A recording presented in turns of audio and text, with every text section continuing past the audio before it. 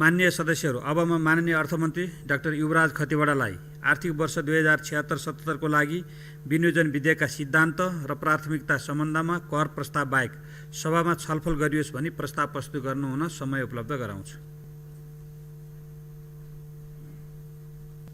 सम्माननीय अध्यक्ष महोदय, नेपालीहरूको सार्वभौम नागरिक अधिकार प्राप्तिका लागि दशकौं लामो सङ्घर्ष र बलिदानबाट हासिल भएको सङ्घीय लोकतान्त्रिक गणतन्त्र नेपालको वर्तमान नेपाल सरकारको अर्थमन्त्रीको हैसियतले विनियोजन विधेयक 2076 का सिद्धान्त र प्राथमिकता यस गरिमामय सदन समक्ष प्रस्तुत गर्न पाउँदा मलाई खुसी लागेको छ। हामीले हासिल गरेका युगान्तकारी राजनीतिक परिवर्तनको प्रतिफल सामाजिक रूपान्तरण र आर्थिक विकास तथा नागरिकको जीवनस्तरमा प्रतिबिम्बित हुन थालेको छ।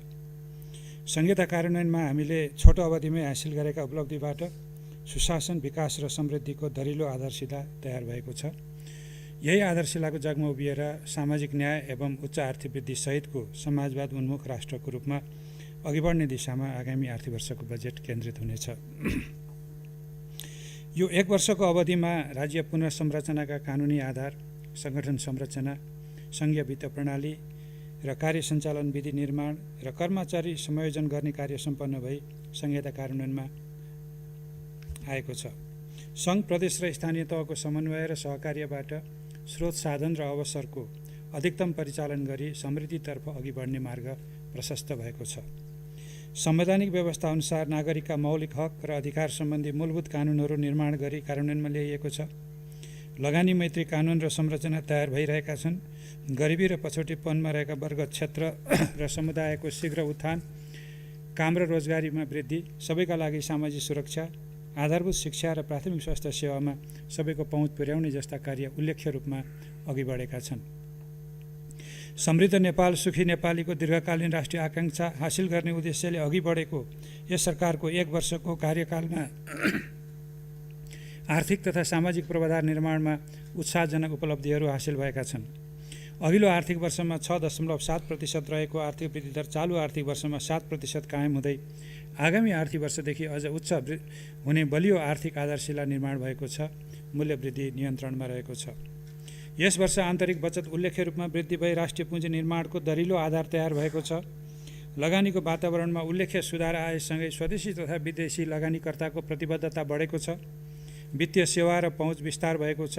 वित्तीय साधन उत्पादनमुखी हुँदै गएका छन्। औद्योगिक तथा विकास निर्माण सम्बन्धी पुँजीगत सामानको माग बढेसँगै वस्तु आयातमा वृद्धि भए पनि निर्यात क्षेत्र सुधारोन्मुख रहेको छ। भुक्तानी सन्तुलनमा केही चाप परे पनि विदेशी मुद्रा सञ्चिति सुविधाजनक स्थितिमा रहेको छ। वित्तीय संहिता कार्यान्वयनका लागि आवश्यक प्रणाली र संरचना निर्माण गर्नुपरेका कारणले बजेट खर्चले यस वर्ष अपेक्षित गति लिन नसके पनि बजेट अनुशासनको परिपालना र विनियोजन कुशलता कायम गरिएको छ। राजस्वको दायरा फराकिलो बनाइएको छ। राजस्व चुहावट नियन्त्रणमा विशेष जोड दिएको छ। आन्तरिक ऋण परिचालनलाई बजेट घाटासँग आबद्ध गरिएको छ। विदेशी सहायताको प्रतिबद्धता र परिचालनमा सुधार भएको छ। समावेशी, दिगो र उच्च आर्थिक वृद्धि हासिल गर्नमा हाम्रा स्रोत र सामर्थ्य केन्द्रित भएका छन्। मुलुकभित्र लगानीको वातावरण अनुकूल बनाउन गरिएको अनवरत प्रयास, विकास साझेदारहरूको सहकार्य र गत चैत्र महिनामा सम्पन्न लगानी सम्मेलनको नतिजा स्वरूप उच्च परिमाणमा आन्तरिक तथा बाह्य लगानी परिचालनको अवसर सिर्जना भएको छ।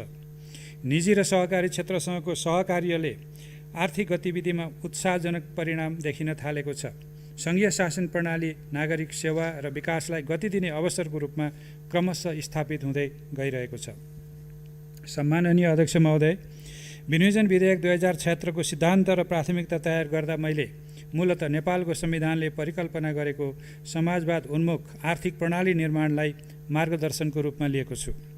राज्यका निर्देशक सिद्धान्त, नीति तथा दायित्व एवं नागरिकका मौलिक हक कार्यान्वयन गर्न बनेका कानुनहरूलाई बजेट तर्जुमाको आधारको रूपमा लिएको छु।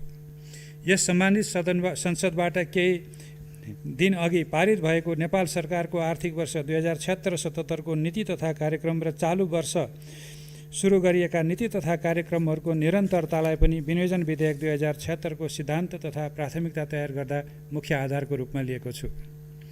पछिल्लो निर्वाचन मार्फत जनअनुमोदित वामपक्षीय चुनावी घोषणापत्रलाई पनि मैले विनियोजन विधेयक 2076 को सिद्धान्त तथा प्राथमिकता तयार गर्दा आधारको रूपमा लिएको छु। आगामी आर्थिक वर्षबाट सुरु हुने 15औं योजनाले लिएका विकासका दीर्घकालीन लक्ष्यहरू र मध्यम आय भएको मुलुकमा स्तरोन्नति हुने प्रतिबद्धतासहित दिगो विकास लक्ष्य हासिल गर्नेतर्फ विशेष ध्यान दिएको छु। सम्माननीय अध्यक्ष महोदय, अब म यस सम्मानित सदन समक्ष विनियोजन विधेयक 2076 का सिद्धान्तहरू प्रस्तुत गर्न अनुमति चाहन्छु। नागरिकका मौलिक हक र अधिकार सम्बन्धी बनेका कानुनहरूको कार्यान्वयन तथा संविधानमा उल्लेखित राज्यका निर्देशक सिद्धान्तहरूको परिपालना गरिनेछ। नागरिकलाई सुरक्षित, सम्मानित र गुणस्तरीय जीवनयापनको अवसर सुनिश्चित गर्नेतर्फ बजेट लक्षित हुनेछ। सबै नेपालीलाई आफ्नो ज्ञान, सिप र क्षमताको विकास तथा उपयोग गर्ने अवसर सिर्जना गरिनेछ। राष्ट्र निर्माण र विकासको यात्रामा सम्पूर्ण नेपालीलाई समाहित गरी न्यायपूर्ण सामाजिक आर्थिक विकास गर्ने रूपान्तरणकारी नीति र कार्यक्रमहरू तयार गरिनेछ। विपद, जोखिम र नागरिक कष्टप्रति संवेदनशील लोककल्याणकारी राज्य स्थापना गर्न जोड दिँदै चरम गरिबी, विपन्नता र पछौडेपनको शीघ्र अन्त्य गर्ने दिशामा आगामी वर्षको बजेट लक्षित हुनेछ। सबै नेपालीलाई क्रमशः सामाजिक सुरक्षाको दायरामा ल्याउने गरी बजेट तर्जुमा गरिनेछ। बाल्यकालमा शिक्षा, स्वास्थ्य र पोषण, युवावस्थामा सिप, उद्यमशीलता र रोजगारी तथा वृद्धावस्थामा सम्मान, संरक्षण र सुरक्षा प्रदान गर्ने नीति लिइनेछ। राज्यको सहयोग आवश्यक पर्ने व्यक्ति, परिवार तथा समुदायलाई विशेष संरक्षण दिइनेछ। सामाजिक न्यायसहितको तीव्र विकासबाट समुन्नत, सबल र आत्मनिर्भर अर्थतन्त्रको निर्माण गरी सन् 2030 अगावै दिगो विकासका लक्ष्यहरू हासिल गर्दै मध्यम आय भएको मुलुकमा स्तरोन्नति हुनेतर्फ आगामी आर्थिक वर्षको बजेट लक्षित हुनेछ। यसका लागि उत्पादनको संरचनामा परिवर्तन, उत्पादक शक्तिको उच्च उपयोग, लगानी अभिवृद्धि र उत्पादन कुशलतामा जोड दिइनेछ। क्षेत्रगत कार्यक्रमहरूलाई दिगो विकासका लक्ष्यहरूसँग आबद्ध गरिनेछ। सरकारी खर्च प्रणालीलाई परिणाममुखी तुल्याउँदै उपलब्ध वित्तीय साधनको न्यायोचित बाँडफाँड गरिनेछ। आयोजनाहरूको प्रतिफल र प्रभावकारिताको आधारमा मात्र बजेट विनियोजन गर्ने प्रणालीको विकास गरिनेछ। आयोजना व्यवस्थापन क्षमतामा सुधार गरी पूर्वाधार विकासलाई तीव्रता दिइनेछ।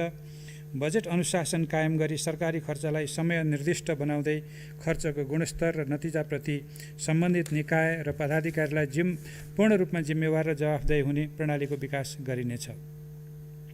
राजस्व प्रणालीलाई प्रगतिशील र लगानी मैत्री बनाउँदै लगिनेछ। कर सङ्कलन प्रणालीलाई सरलीकरण गरी कर प्रशासनलाई करदाता मैत्री तुल्याइनेछ।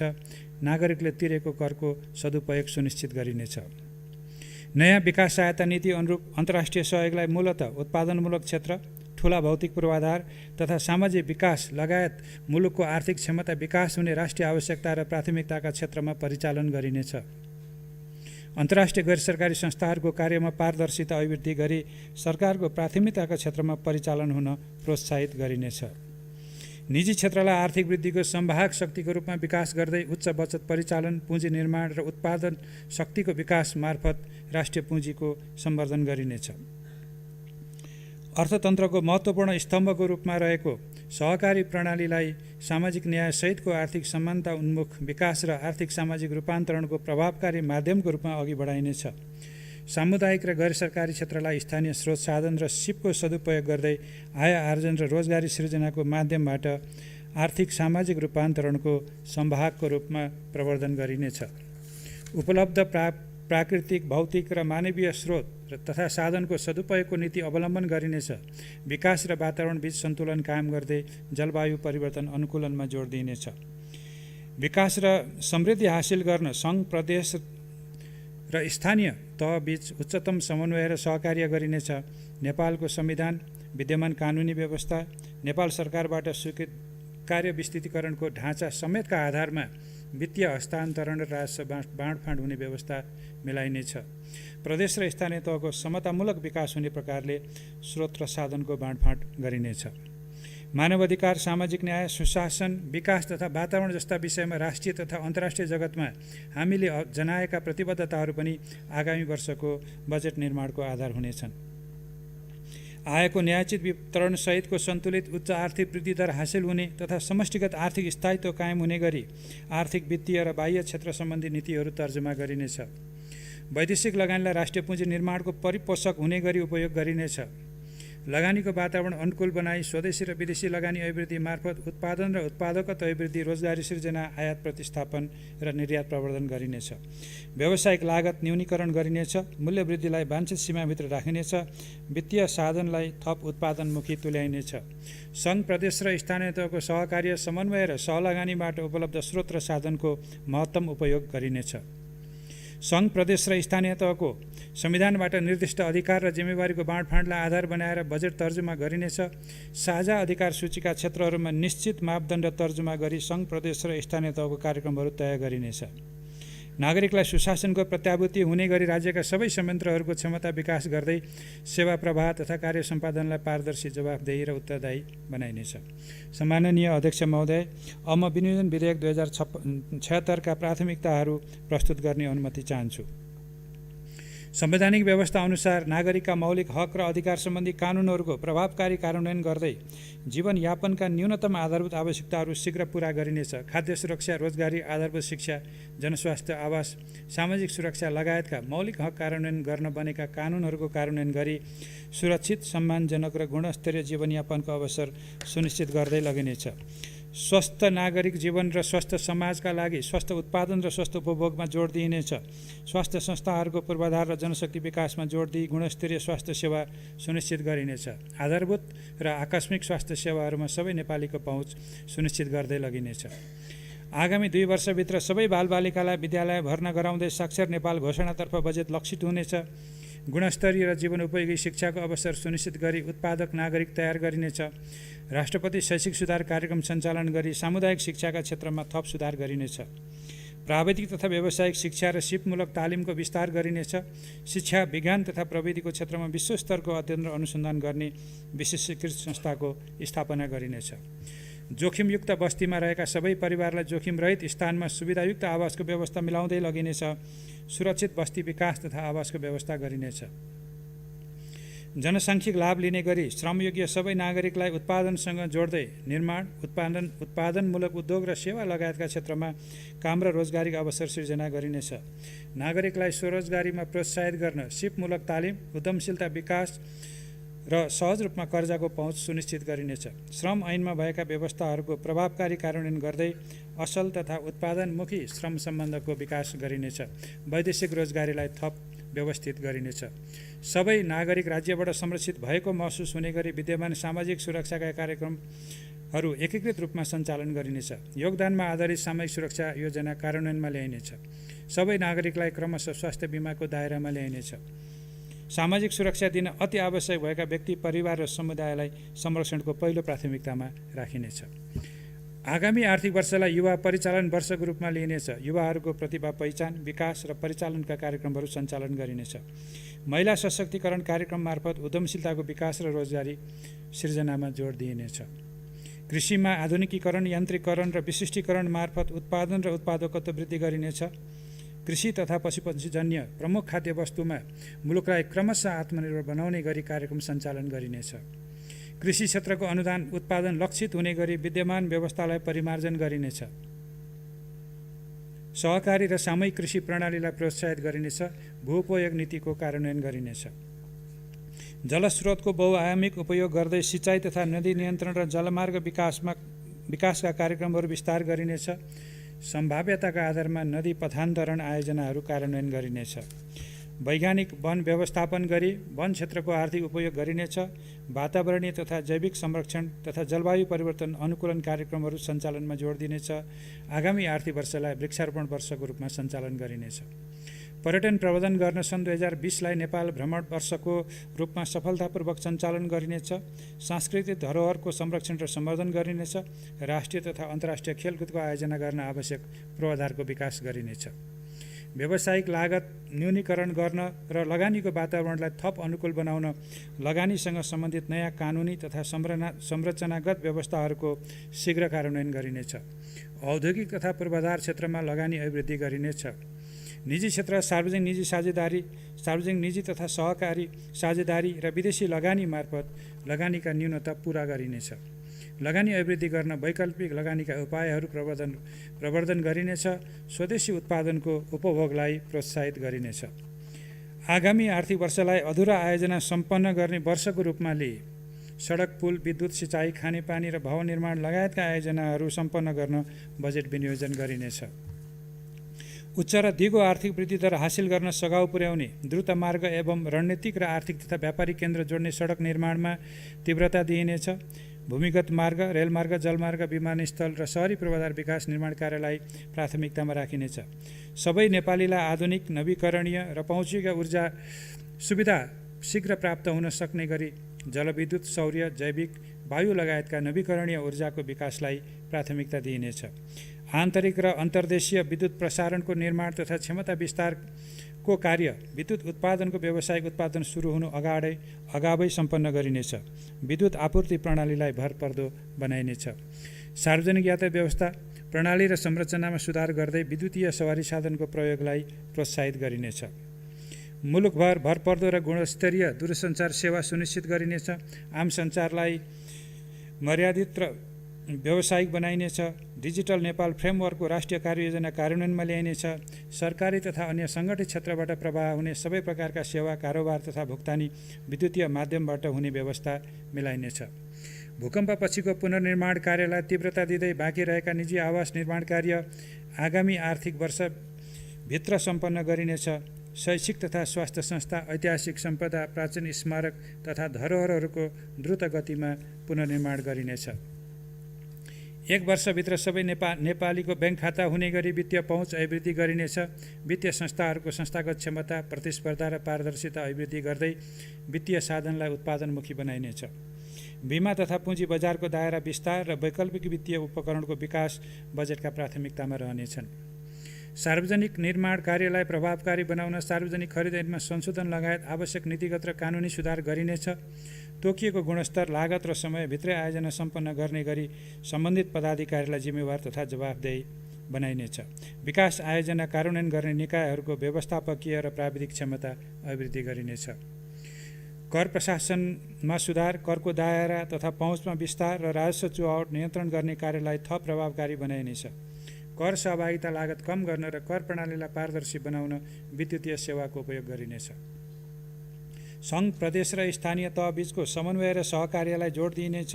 आयोजना कार्यान्वयन र सेवा प्रवाहलाई प्रभावकारी बनाउन सबै तहमा क्षमता विकासका कार्यक्रमहरू सञ्चालन गरिनेछन्।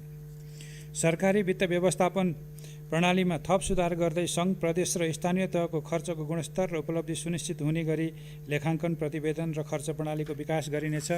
विद्युतीय प्रणालीबाट खर्च तथा राजस्व भुक्तानी, लेखाङ्कन र विवरण अद्यावधि गर्ने प्रणालीको विकास गरिनेछ।